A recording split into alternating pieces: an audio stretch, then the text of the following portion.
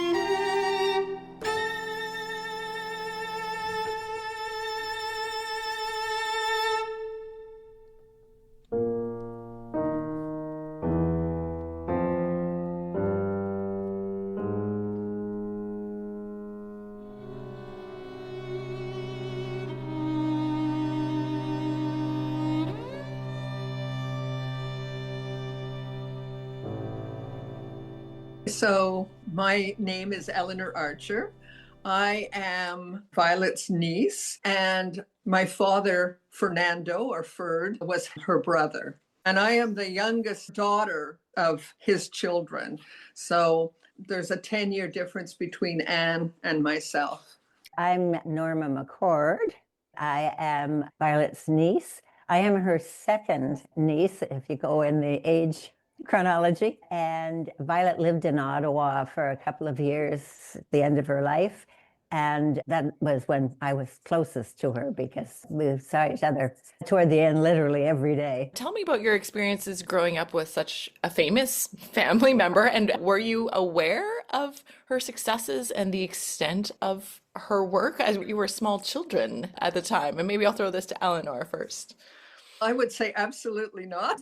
I think sometimes it might have been a bit of Violet's frustration that her family saw her as Aunt Violet or Violet and didn't really quite recognize to what degree she was amazing. Now, I think there was some recognition, but not to the degree that I think really is merited now. My experience was much more just how completely determined she was on everything. When she made up her mind, that was it. Absolutely. How about you, Norma? So, your experience of her when you were growing up and awareness of who she was and what she did. My first memories of her, I was 2 when we moved to Montreal in 1944. So I don't really have memory then. But when she was playing with the Women's Symphony, they needed a percussionist. And so she was learning. And one of my vivid memories is of her bringing the cymbals home. I was probably 4 or 5 at that point, and allowing us to use them, but I couldn't pick them up. They're big as you, probably. Big as me. But that's the type of thing. But also, I think for many people who have famous relatives, we think everybody else has a famous relative. We don't think about them in those terms. We knew, certainly when we were older, but I think as children, you just take it for granted that you have this. She genuinely really loved us, but her whole life was consumed with music. And she would be in touch, and we were always just overjoyed when she came to visit. Eleanor went with my parents when I was in high school to visit Oklahoma. The strongest memory I have of that was that where she was living in Oklahoma was in a tornado zone, and they had shelters, and the alarm would go off and they were supposed to go to the shelter, and she wouldn't go because they wouldn't take her cat. Do you have recollections of going to concerts of her music or hearing her on the radio, or? There was only the CBC as far as our family was concerned. Occasionally maybe CJD in Montreal as well, but I don't remember so much. But Saturday afternoon at the opera was sacred time for my grandparents, and so it would be on in the house. We weren't necessarily sitting and listening to it, but it would be on. And I do recall several times going into the Ladies' Morning Musical Club in Montreal, where they played Violet's music. And I really don't have much memory, but I went out to Edmonton the year that she was awarded the Haltane Award. So I got to hear quite a bit of her music. And sometimes her music, it's not necessarily an easy listening music. But there was one concert where there was dance and a horn quartet of some kind, and it was quite magical. That combination of visual and the music was really stunning. And I think it was the first time it just really struck me how amazing her music was, because there wasn't a ton of recordings at that time. And so it wasn't something you could just put on a CD and listen to, or there weren't orchestras putting on her music. So it wasn't just readily available. Even now, it's not all that available. But we recently went to a really amazing choral concert by, is it Opus 8, Norma? It's Opus 8, but it was just an absolutely excellent a cappella group. They're from Toronto, and they sung the choral part from The Bell, which the choir coordinator had transcribed from the original. I've been listening to it. Since I've come to Ottawa, music has been played more often, and the National Arts Centre Orchestra, at least once a year, has some in it. The Ottawa Symphony in the past as well.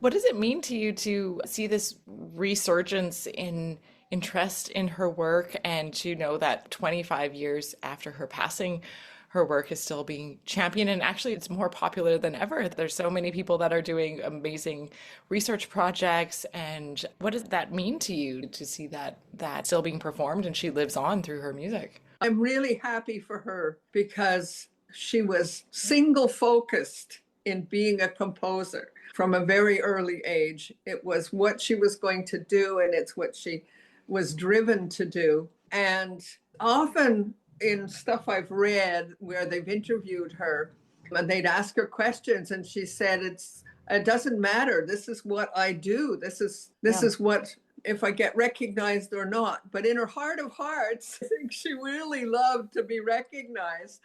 And so I'm really thrilled for her. It's wonderful. And one of the challenges, I think, was that a lot of resistance in Canada, or maybe around the world, but in Canada, to the fact that music is contemporary. We look at classical music, and she was a bit too pushing the envelope for a lot of people. I mean, the bell, when it came out, it's such a classic sort of, if you see it in the context of that a cappella group that was Canadian religious or sacred music, I think they call it, yeah.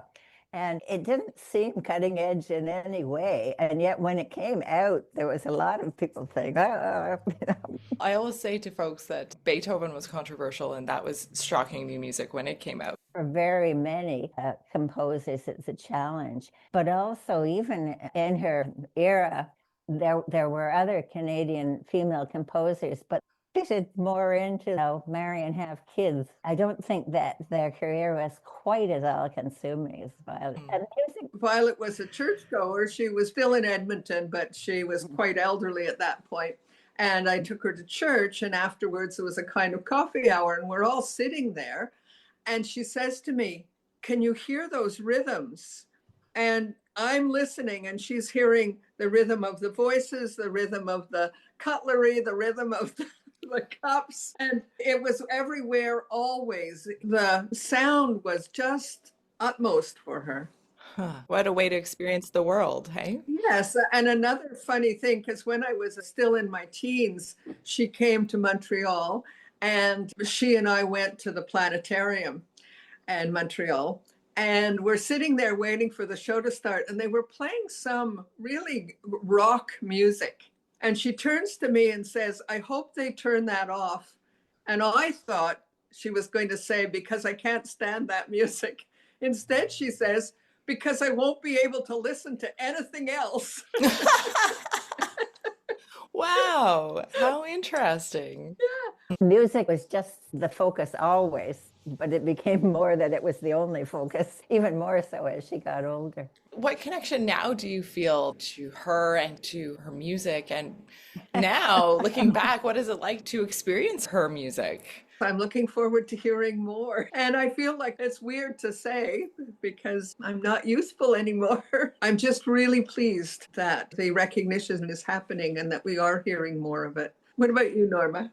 I have had the advantage that my husband, although he had history in his family of music, and I think his family would have thought of it as an extravagance. He'd love music, and we were able, and when we lived in the Eastern Townships east of Montreal, we would have a series of concerts and go in and drive the hour and whatever to get there, and then the hour whatever to get back, so that music was an important aspect. And now I have the opportunity to go to so many things. I have had opportunities because of her. I was asked by a group of women who were the Ottawa Music Club and used to put on opportunities for young students to be able to perform before audiences until it became that they had opportunities where they could get paid to do this, and we weren't able to pay them. And I was asked to be a part of that and then to chair it so we could put it to bed in the archives. And I felt like I was the pretender. Everybody else there was a professional musician and a woman.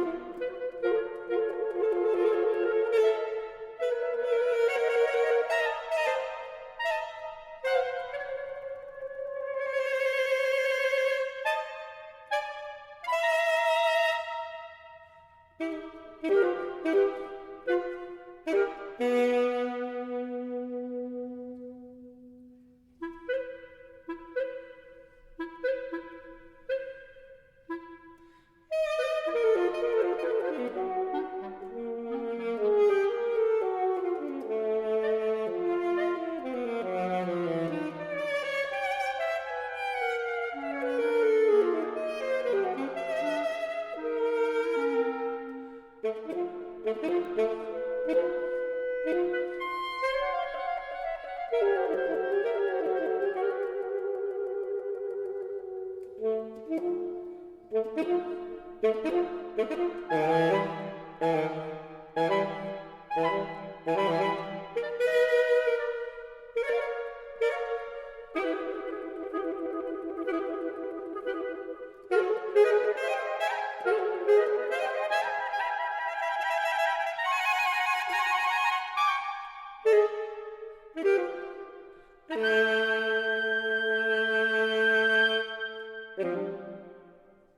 do you think young composers and musicians of today can learn from Violet Archer's determination, life path, and her music?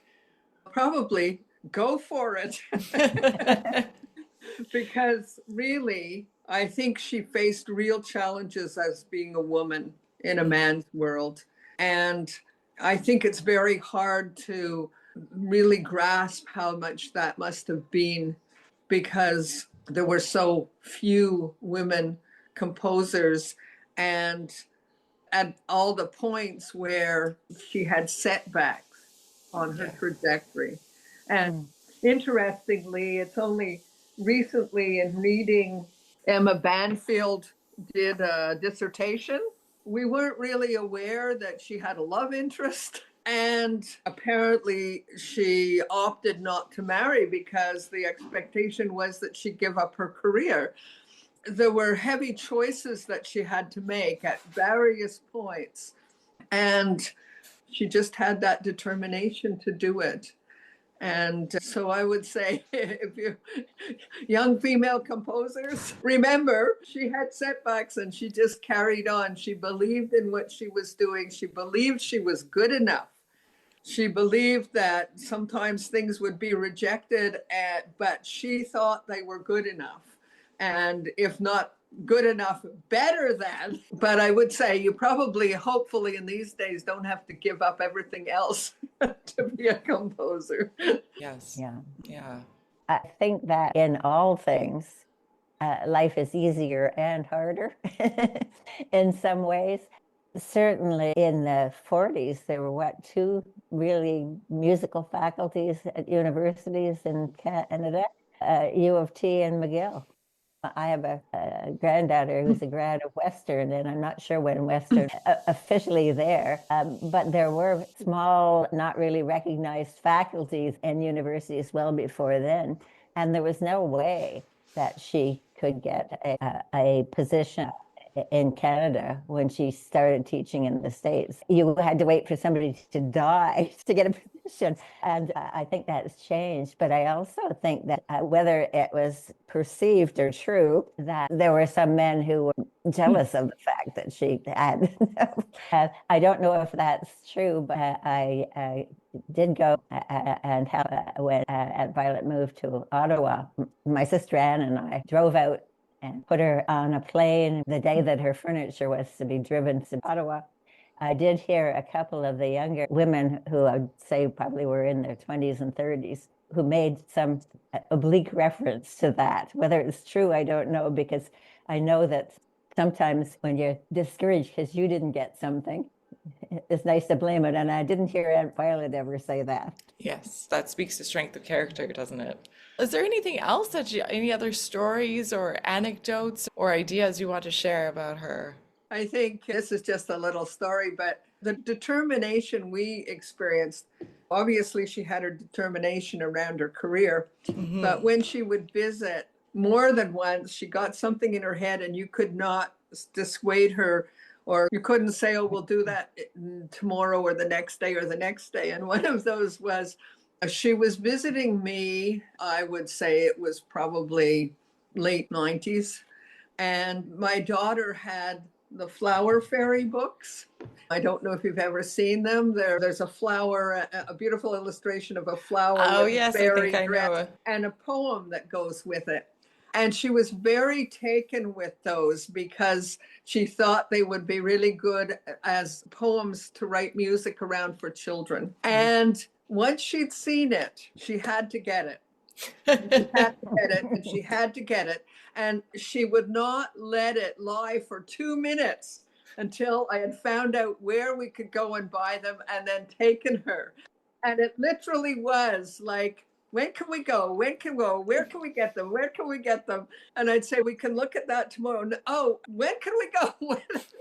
Where is it? And she was like that with even the most mundane of things. She was visiting my mom and she forgot a hairbrush, and my mother had an extra hairbrush, but nope, she had to get that hairbrush. She had to go somewhere. Who's going to take her? When are we going? It was an aspect of her personality. Although it could be really irritating at times, it took her far. Yes, yes. And she loved children, right? She would teach to children, and the others were looking at some of the educational materials that she created for children. Yeah. I found that really moving. Can you talk about that at all? She was determined to make sure that children had the opportunity to have something that was not just the same as every student had had. In fact, she composed things by request for the Royal Conservatory of Music examinations. And since she died, there was a new one that was put in. I don't remember which year that was now. And that is how I think a lot of students got introduced to Violet Archer, because for their examination, they played something of Violet Archer's. In Ottawa, on International Music Day or around that time, there was also always a lot of student opportunities to have recitals and play Canadian music, and the very beginners play.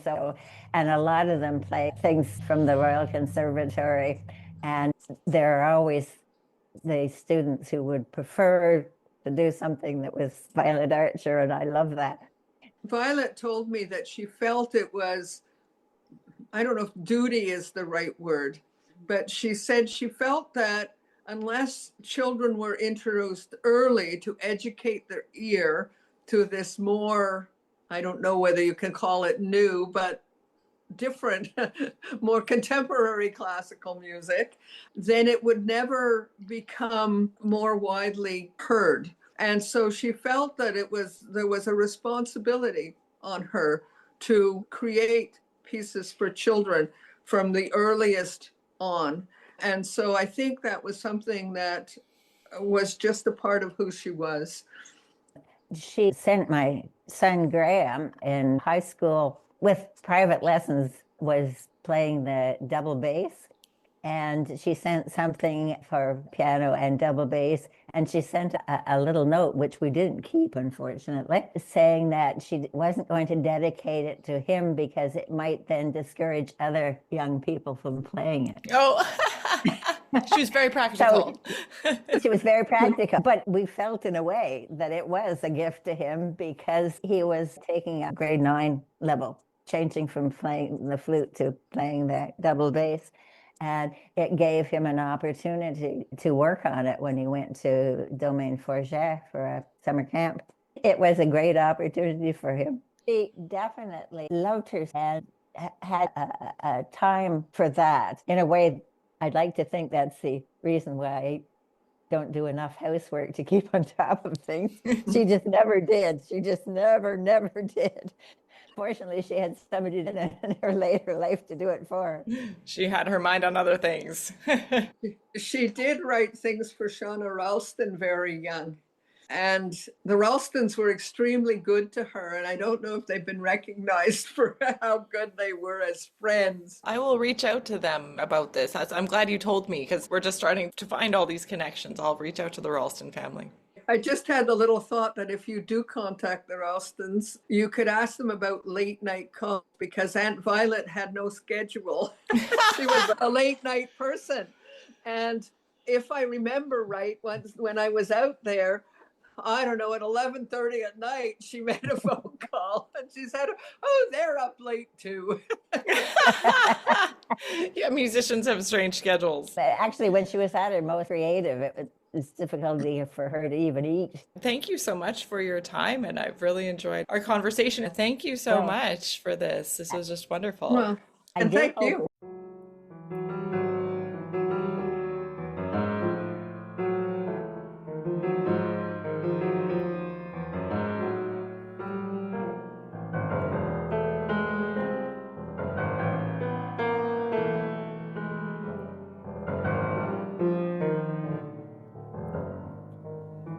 Wave on wave and green on rock, and white between the splash and black,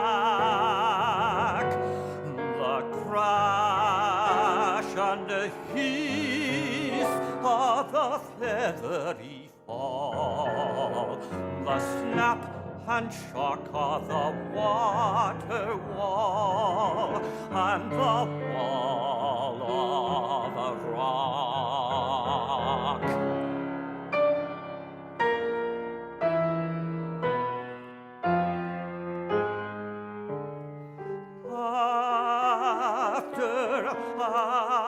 After the ebb flow, wet rock high, high over the slapping green.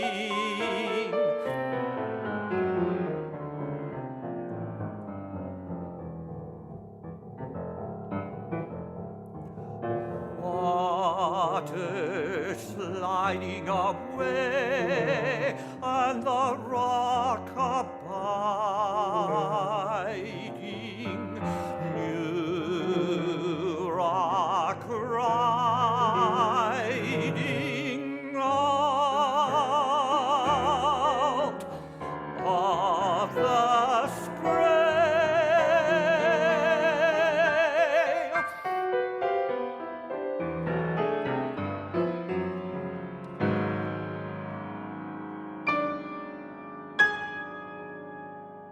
My name is Anne Beatrice Archer Brown. My Brown has an E and my Anne has an E. I was thinking of what I could offer that might be different, and I think Norma had mentioned that I'm the eldest, so knew her the longest. One of my earliest memories of living in Timmins, I was born in Timmins, Ontario, and then when I was maybe 4.5, we moved to Montreal before my sister Helen was born. And we lived for a few months with our grandparents, and Violet was there. She loved us. She was so fond of her nieces and nephews. And as I was the eldest, she took a lot of time with me. And one of the things from my earliest memories was she had a piano, and she had made these little cards with A, B, C, D, E, F, G on them. And I would take the pack as a 4.5-year-old, and I could cover all the keys with the right name. Something that she must have done with her students. She was piano lessons at the time, but she got me started very early on learning to play piano. Can you talk to me a bit more about the role of music in the family?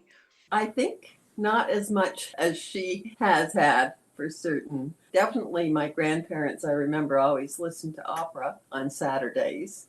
And my parents did too, actually. But I don't remember music having the overwhelming thing that it did for Violet. Once she got started, she just could stay up all night writing. Once she got going, she's in a whole different world. Definitely that wasn't the rest of us, and none of the rest of us have her talent, not in a musical way that I can think of. The way it was to Violet, which was such a major part of her life. This is jumping way over to the end of her life, because one of the last times I had been with her was I went with her to the conference in Italy that would happen of women in music in the summers. And that was in 1999, in September 1999. And she died in 2000. So at the time, she was now living in Ottawa, had been moved. We had helped move her to Ottawa, but she was starting to have a little bit of dementia at those last years, but not about music. She just still was as clear as anything about the music. That was so interesting how other things got lost, but not the music.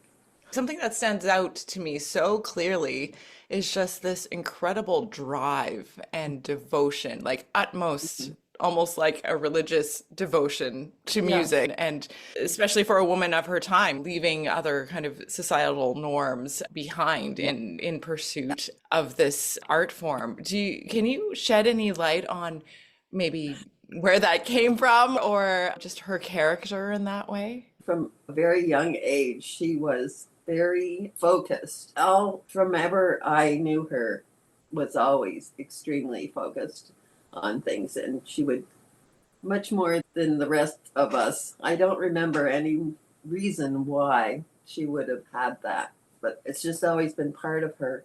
And one of the things I thought when we were moving her was, too bad she didn't have a wife, because she just was so busy with all the music and the teaching things that she couldn't just do the ordinary things. She always was especially fond of me, I think, because I'm the eldest, and always so proud of me. I ended up being school principal here in Vermont of an elementary school, and she actually came and visited and spent time in my school talking to the children about music. She met with every music class and really talked a lot about her own work and encouraging them. She loved doing that with children. It was really important to her. And I don't know if you know it, but I have this copy of it, and it's her 8 short songs for young singers, and it's dedicated to me. Oh, how sweet. And it says, dedicated by the composer to her niece, Anne Brown, because of her long devotion to working with children. Oh, that's incredible. That was really important to her to pass some of these things on to you specifically. When you were growing up, were you aware of her successes and the extent of her work? I would say no. As I've gotten older and realized, I don't think any of us had any idea how huge she was and how important. I think it wasn't until they started doing the festivals for her, and Norma, I, and cousin David went to Edmonton for the one that they did for her 80th birthday.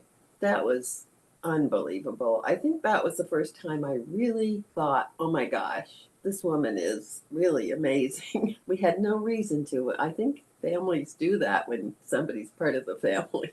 You don't realize. And she was so well known all around the world. When I went with her to Italy, people there from all over knew her and came and talked to her and were familiar with her work. We definitely had no idea how important she was.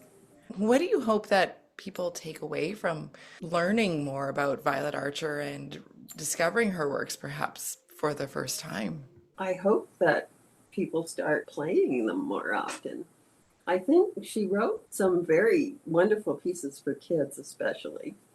And also, she really cared about Canada. So, many of them are based on natural things that are there. I would love to see it become much more integrated into curriculums, etc. I think schools could definitely integrate her work, and maybe they already have started doing so.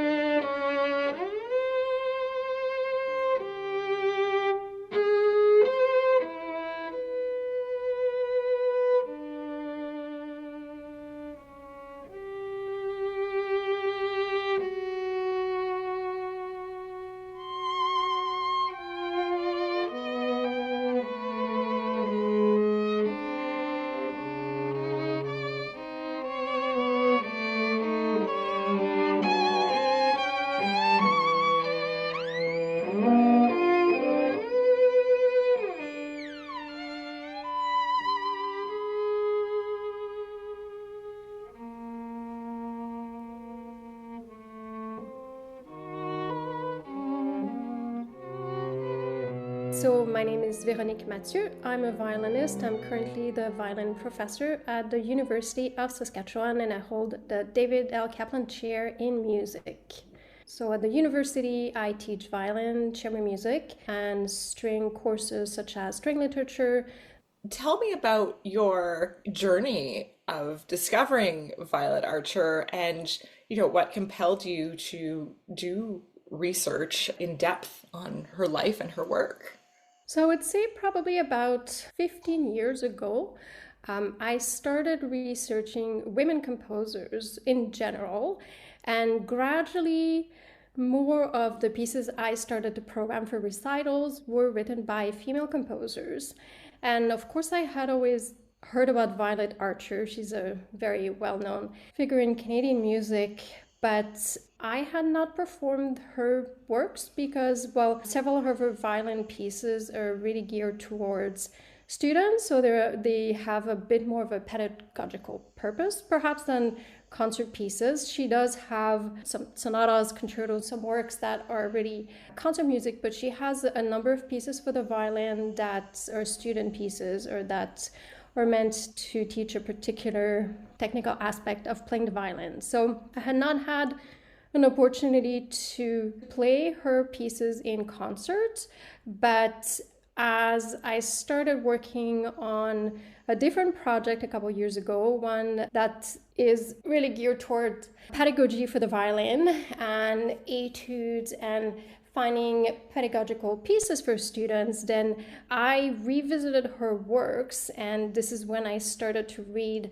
more about her life, about her journey as a woman, as a composer, and I thought her life was fascinating. She worked in the US, she worked in Canada. She really had many, many diverse experiences working with different types of students, of colleagues, and that's when I started taking a bit more interest in her music. And when I looked at some of her parts, well, many of her violin works are still in a manuscript format, which is often difficult for performers to approach. It takes a bit longer to read the music. We're not always sure what the information there might be. So I would say for some people, it's a bit discouraging to pick up a manuscript when you have printed music that is readily available and perhaps more appealing to read. So then I started thinking that perhaps it would help some other violinists to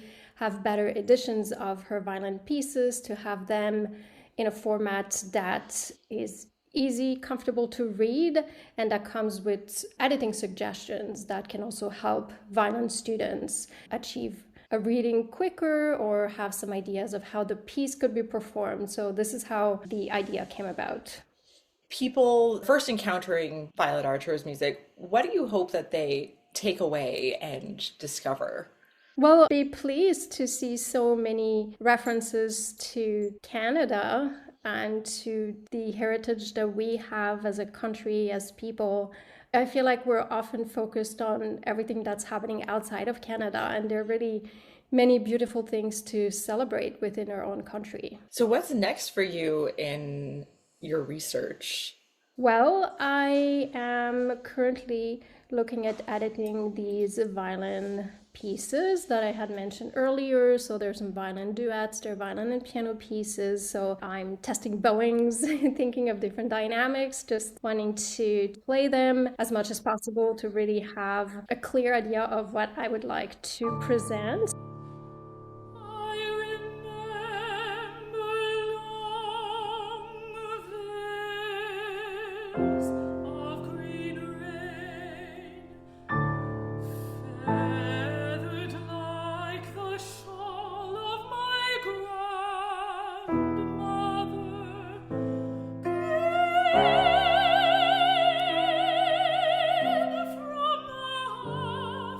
Green of the spring.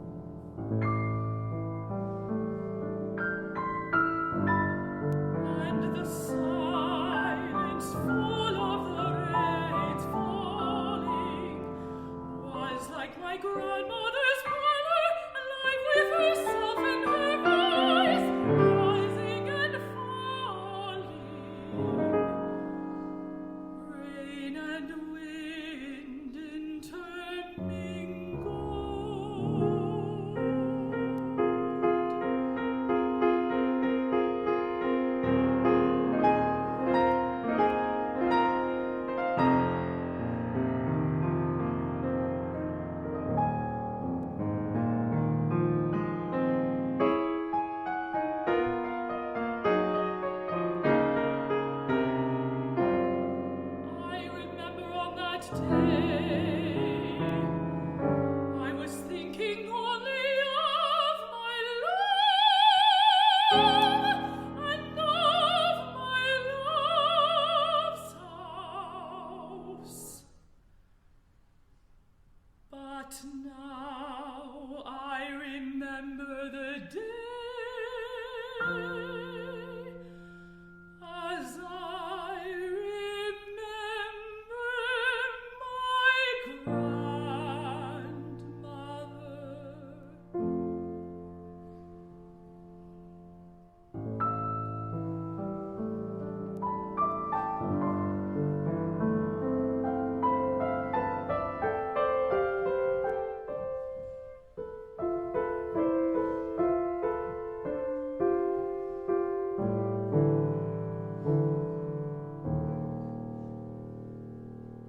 I remember the rain as the feathery fringe of her shawl.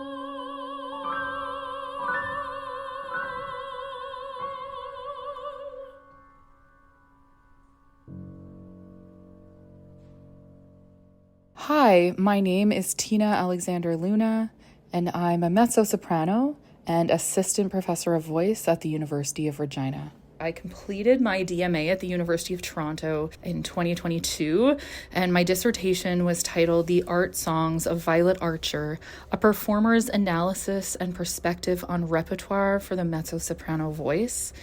And alongside this, I also did a recording of some of her music for voice and piano, specifically for mezzo-soprano.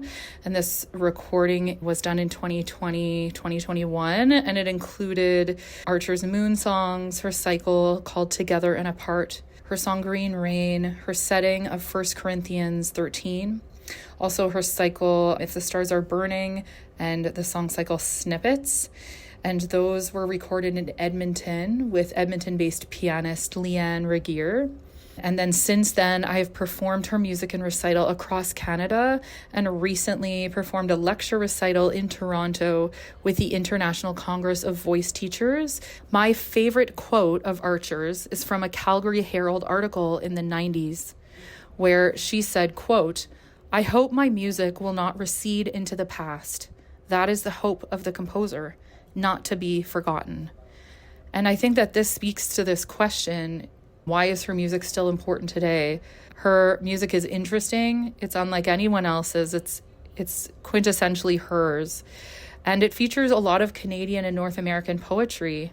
I also think it's interesting how much she wrote, and this was something that was surprising to me when I first dug in to Archer and her life and her writing, is that in total she composed just over 300 pieces, and of course that includes works for orchestra, choir, chamber groups, solo instruments, and for solo voice and piano. And she wrote 110 songs for voice and piano, and of these about 70 are written for medium voice or for mezzo-soprano voice. And this is just this large output of music that is virtually not performed or very underperformed and underrepresented, not talked about in much literature at all. And I just think there's so much great music there. So it's valuable. It's important to not lose connection to this music.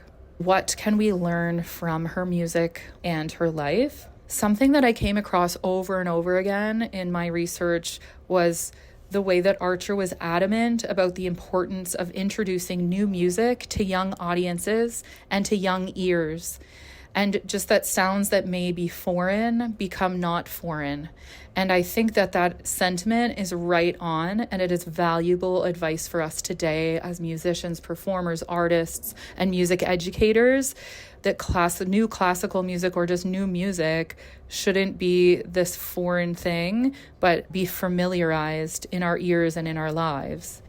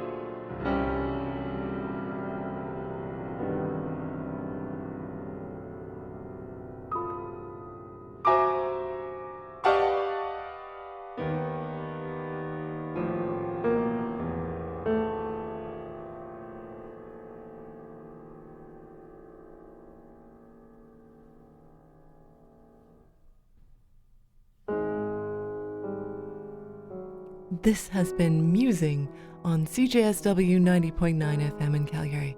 I'm your host, Yana Saylor. Thanks for joining me for this celebration of music, creators, and ideas. To learn more about Violet Archer's music and extraordinary life, visit the Canadian Music Centre's extensive database of Canadian composers at www.cmccanada.org. Musing is a production of the Canadian Music Centre Prairie Region and is heard right here in Calgary and on all major podcast platforms. As we end our time together, we recognize that there are more than 630 First Nations communities across the lands that we now know of as Canada, representing 50 distinct nations and Indigenous languages. In addition, there are Métis in every province of the country and 53 Inuit communities speaking different dialects of Inuktitut across the north. We acknowledge them as the original music makers, dancers, creators, and caretakers of our lands, and they continue to inspire and teach us as we commit to learning and moving forward together. Until next time, thanks for listening and for supporting Canadian musicians and artists in your community.